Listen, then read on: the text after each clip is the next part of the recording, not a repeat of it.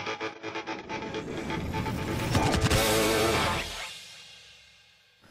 folks, we're back out here with Dan Dannemuller again, and Dan, while we were fishing today, we took stuff off of here, we put it back here, we did this kind of fishing, we did this kind of fishing, and all I heard from you today was we're going to push this, we're going to pull that, we're going to push this and pull that.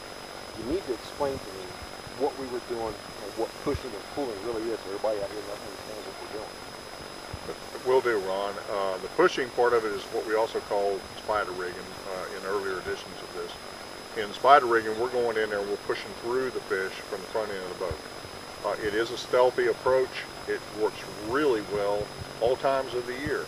However, there are those times where you have a lot of boats on the water, or you have windy days where you can't effectively spider rig, whereas pulling the baits from the back end of the boat was more effective because you have those baits way out behind you. So you're hitting those fish in a stealthy manner where they don't know that that's coming from a boat. Whereas when you're in close with a spider rig, those fish, if they're spooked, they will not hit. However, I have seen it in post-spawn conditions and with a lot of boat traffic on a lake that pulling those baits through the water 100 feet behind the boat would work a lot better than pushing off the front end. What determines the length of how far you put those baits back? The depth that the baits run, or how does all that work?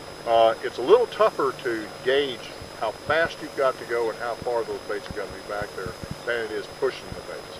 Because what you're trying to do is hit that magic depth out there through speed and length so that it gets in front of those fish down in that water column.